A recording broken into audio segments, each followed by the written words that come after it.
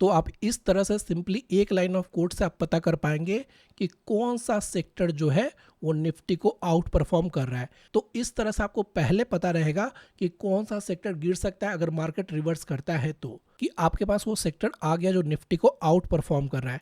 तो दो तरीके से आप ट्रेड कर सकते हैं। अगर आपका स्टॉक सिलेक्शन अगर अच्छा है तो आप उसमें इन्वेस्ट कर सकते हैं, या सबसे easy that is ETF। Hi everyone, इस वीडियो में हम लोग ये सीखने जा रहे हैं कि सबसे बेहतरीन सेक्टर को किस तरह से फाइंड आउट किया जाता है। इन सिंपल वर्ड हम लोग ये फाइंड आउट करेंगे कि एक ऐसा सेक्टर जो कि निफ्टी को आउट परफॉर्म कर रहा है, तो बेसिकली इसका बेनिफिट क्या होता है सबसे पहले ये समझ लीजिए। मान लीजिए निफ्टी ने लास्ट वीक 2% का रिटर्न दिया है और आप एक ऐसे सेक्टर में इन्वेस्ट कर रहे हैं जो कि निफ्टी को आउट परफॉर्म कर रहा है, तो क्या होगा, आप 2% से ज़्यादा का रिटर्न बनाएंगे। और मैक्सिमम जितने भी म्यूचुअल फंड मैनेजर होते हैं या जितने भी स्कीम्स होते हैं, उनका जो मेन क्राइटेरिया होता है कि चलो भैया कम से कम इंडेक्स के रिटर्न को बीट किया जाए। अब देखिए, इसको फाइंड आउट करने के भी मल्टीपल ऑप्शन है। कुछ ऑप्शन मैं आपके सामने डिस्कस करना चाहता हूँ, जैसे कि फॉर एग्जांपल यहाँ पर मैंने निफ्टी का चार्ट ओपन कर रखा है और जो मेरा टाइम फ्रेम है वो है वीकली का। तो लास्ट वीक इसने ऑलमोस्ट 3.45% का रिटर्न दिया है। अब यहाँ पर आपके पास क्या ऑप्शन है कि आप सभी इंडेक्स को ओपन करें और देख लीजिए कि कौन सा इंडेक्स जो है निफ्टी से ज़्यादा का रिटर्न दिया है। तो ये तो आपका हो गया मैनुअल तरीका।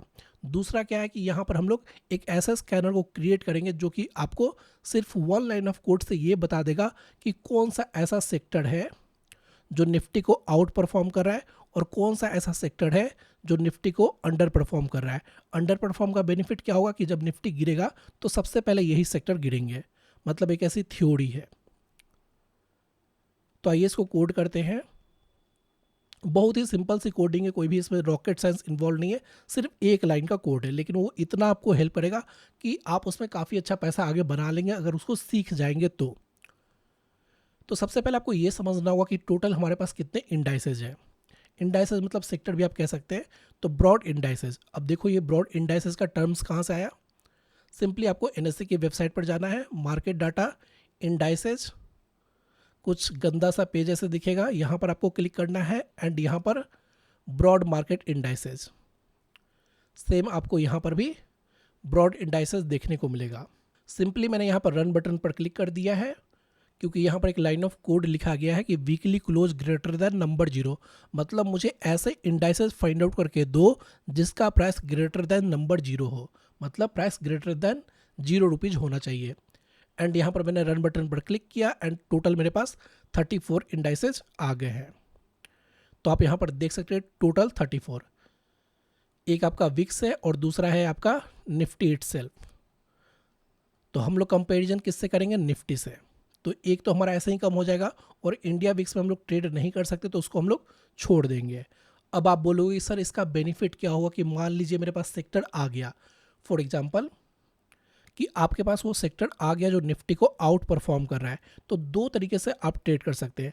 अगर आपका स्टॉक सिलेक्शन अगर अच्छा है तो आप उसमें इन्वेस्ट कर सकते हैं, या सबसे easy that is ETF। ETF में उतना दिमाग नहीं लगाना, सिंपली आपको सेक्टर फाइंड आउट करना है। और ऐसे कई सारे लोग हैं जो सिर्फ सेक्टर मतलब आउट परफॉर्म करना शुरू करता है तो ETF बाय करते हैं, बिकॉज उसका प्राइस भी कम होता है और उतना दिमाग भी नहीं लगाना होता है। जब तक सेक्टर चल रहा है तब तक आपका ETF ऊपर जाता रहेगा, क्योंकि ETF में क्या है, सिंपली आपको ETF को ही ट्रैक करना है, उस सेक्टर के मल्टीपल स्टॉक को ट्रैक नहीं करना है। बिकॉज हो सकता है कि एक सेक्टर में 10 स्टॉक हो और उसमें से 8 अच्छा परफॉर्म कर रहे हैं और 2 अंडर परफॉर्म कर रहे हैं और गलती से आपने उन्हीं दोनों में इन्वेस्ट कर दिया है, तो आपके पैसे नहीं बनेंगे। सो दैट्स द रीजन लोग ETF में भी इन्वेस्ट करते हैं।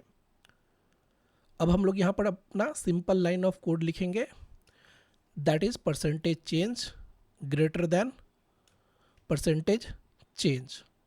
इसकी ज़रूरत नहीं है। टाइम फ्रेम हमारा वीकली है, वीकली, तो weekly percentage change greater than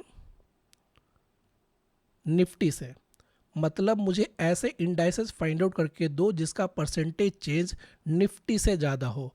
तो हमारे पास ऐसे सेक्टर आ जाएंगे जो निफ्टी को आउट परफॉर्म कर रहे हैं।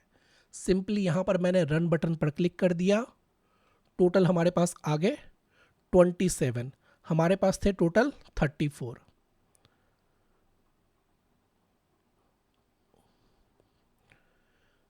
तो बचे हमारे पास नेक्स्ट 7। अब इस 7 में क्या था, एक तो आपका निफ्टी खुद आ गया और दूसरा है आपके पास India VIX, that is volatility index.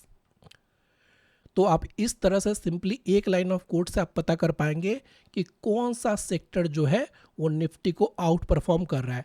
तो एक यहाँ पर सवाल आ सकता है कि सर क्या हम लोग वैसे सेक्टर को भी फाइंड आउट कर पाएंगे जो निफ्टी को अंडर परफॉर्म कर रहा है? The answer is yes.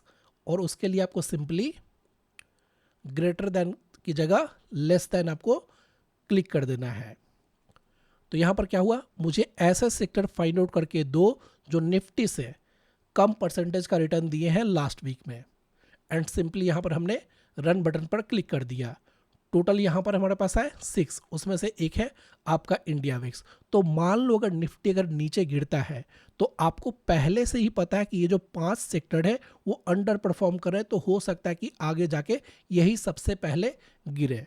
तो इस तरह से आपको पहले पता रहेगा कि कौन सा सेक्टर गिर सकता है अगर मार्केट रिवर्स करता है। तो अब देखिए, ये जो स्कैनर रहेगा मैं इसे टेलीग्राम चैनल में पोस्ट कर दूंगा, तो आप वहां पर जाकर फ्री ऑफ कॉस्ट इसे ले सकते हैं। आई होप कि आपको इस वीडियो से कुछ सीखने को मिला होगा। Thanks for watching.